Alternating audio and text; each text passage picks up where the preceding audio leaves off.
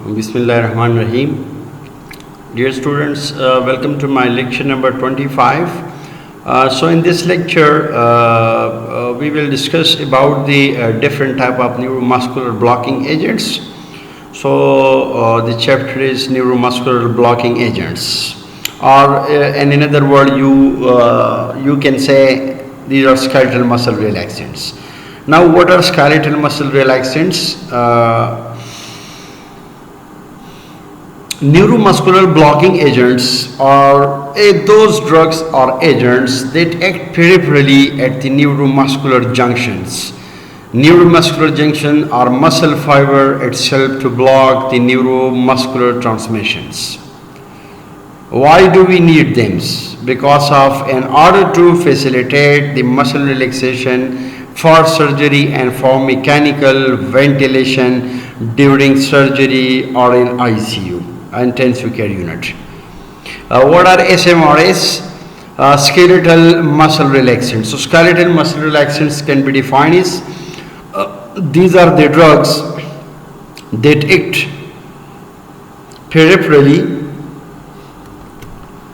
These are the drugs which can act peripherally at the neuromuscular junction or muscle fiber itself or in cerebrospinal axis to reduce the muscle tone and cause muscle paralysis.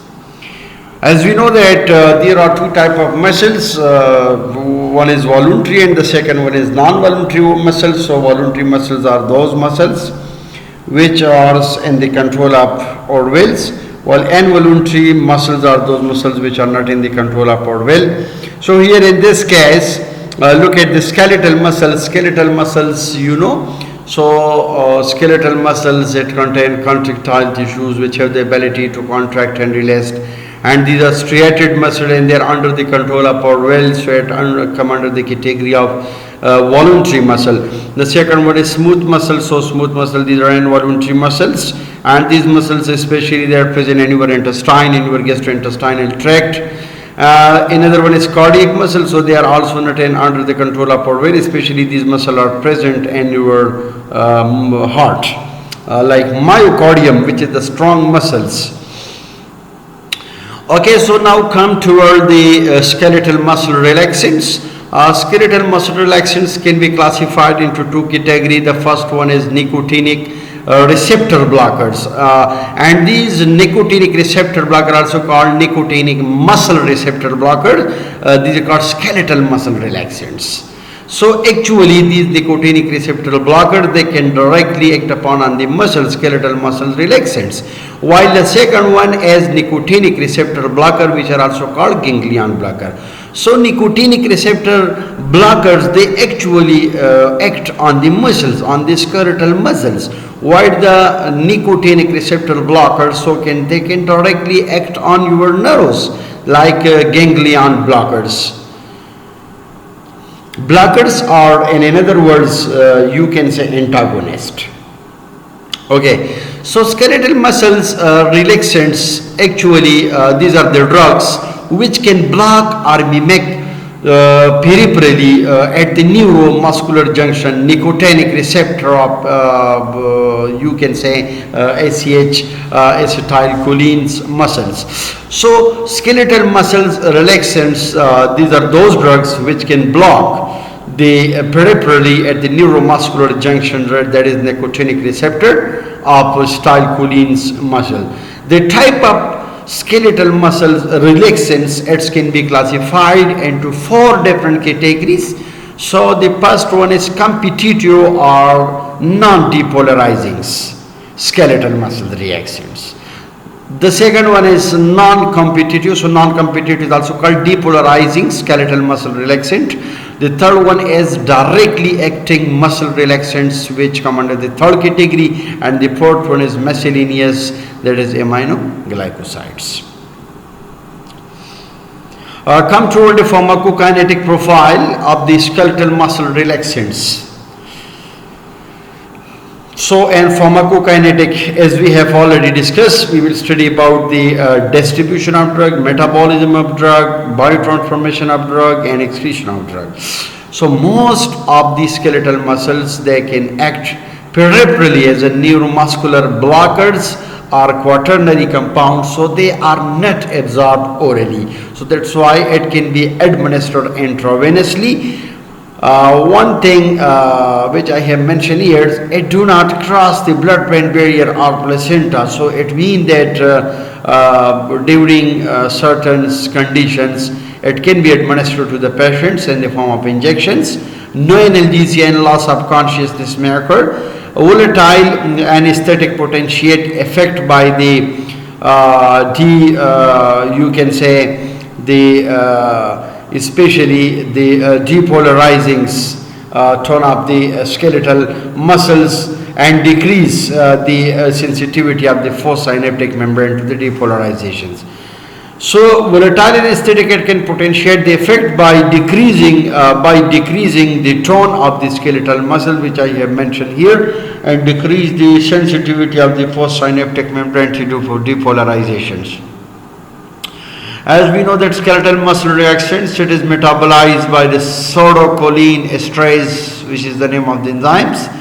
Atracuriums is inactivated in the plasma by spontaneous non-enzymatic degradation, Hofmann elimination, which if you remember, so Hofmann elimination I have already explained in first order and zero order kinetic and one of my lecture. Now come towards skeletal muscle relaxants. What are neuromuscular blockers? So neuromuscular blocker agents, it may be in the form of depolarizing blockers or non-competitive, while the second one is competitive, which is called non-depolarizing blockers. So the non-competitive, actually these are depolarizations, depolarizing blockers. So before starting presentation on the skeletal muscle reaction, you must know about the repolarization, what is depolarizations, so how depolarization and repolarization occur. So that's why I always say, especially this is my special message to student, please kindly review the basic physiology of the skeletals, the action potentials, depolarization, repolarization, hyperpolarization. So if you have little bit knowledge about physiology, I think then this is very easy, because these drugs can directly target the disease. So depolarizing blockers are non-competitive. So the drugs, there is succinylcholine or suxamethonium. This is one of the best skeletal muscle relaxants, which come under the category of depolarizing blockers or non-competitive. While the second one is non-depolarizing or competitive. So there are some drugs which can show their pharmacological activity for longer period of time. That may be in the form of phencuroniums and pifecuroniums. While the intermediate acting drugs are vecuroniums and rocuroniums and atracuriums. While the short acting drug, there is mevacuriums. So it come under the category of non-depolarizing competitive. The mode of actions or mechanism of action of non-depolarizing agents: at low doses, these drugs combine with the nicotinic receptors and prevent the acetylcholine binding. As they compete with acetylcholine for receptor binding, they are also called competitive blockers. I mean that at low doses, these non-depolarizing agents, drug can combine with the nicotinic receptor, which I have already discussed. One is nicotinic receptor, and the second one is nicotinic receptor blocker. Nicotinic receptor blocker for muscle and nicotinic receptors for ganglion blockers.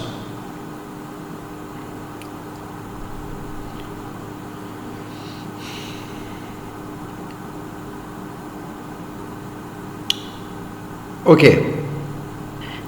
So those drugs which are combined with the nicotinic receptor and prevent the acetylcholine binding, so they compete with acetylcholine for receptor binding, and they are called competitive blockers. Thus they prevent the depolarization at the end flat. After depolarization, your skeletal muscles become relaxed, and hence it inhibits the muscle contraction, and relaxation of skeletal muscles occurs. Their actions can be overcome by increasing the concentration of acetylcholine, which is the neurotransmitter, in the synaptic gap by inhibition of acetylcholine esterase enzyme. So this is the name of the enzyme, which is always trying to inhibit or to stop the activity of abnormal production of acetylcholine. So for example, new-stigmine is available, 5-stigmine is available, and hydroponium it is also available. An ST test can apply this strategy to shorten the duration of blockage or overcome the overdose. Okay, so at high doses, these drugs can block the ion channels of the implant, leads to further weakening of the transmission and reduce the ability of acetylcholine esterase inhibitor to reverse the action.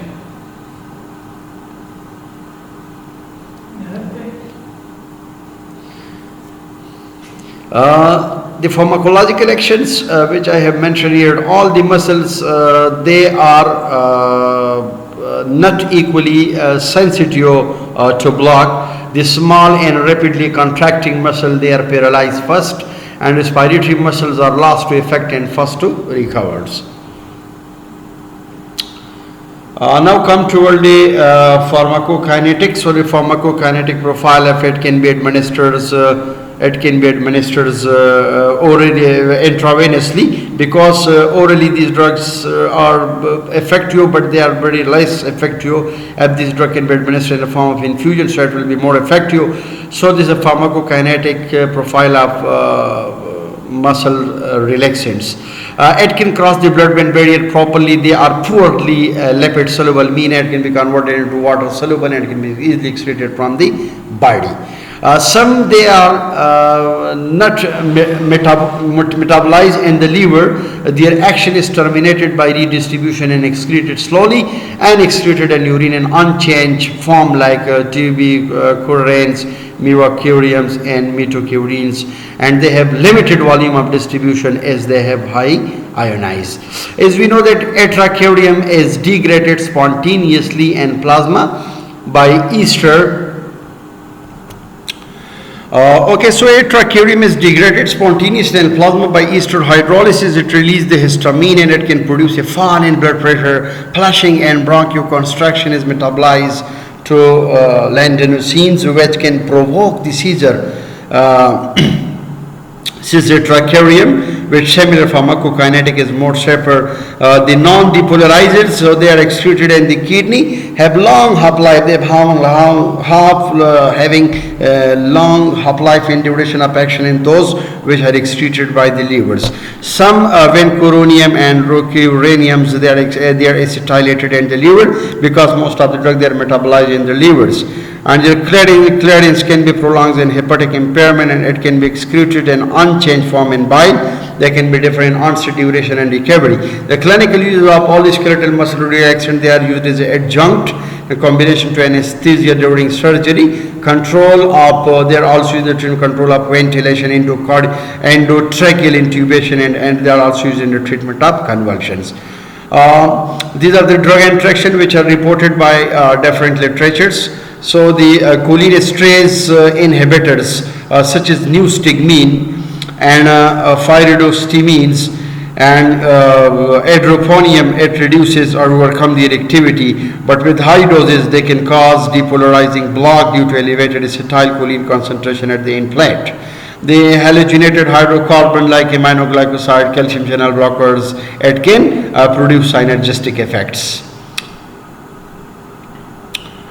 These are the unwanted effects which are reported. So there may be chances of fall in arterial pressure, cheaply as a result to ganglion blocker. That may also due to histamine release. This may give rise to bronchospasm, especially with tubicurins and mevacurium and atracurium. The galamine and phencyclinium, it can block the muscarinic receptor also, particularly in the heart, which may result into tachycardia. Thank you so much for watching my lecture. Inshallah, in my next lectures, I will talk about the depolarizing agents, how depolarizing agent they are used in the treatment of muscular spasms as a skeletal muscle relaxants, and what are their clinical uses which are used in the management of various muscular disorder. Thank you so much for watching my lecture.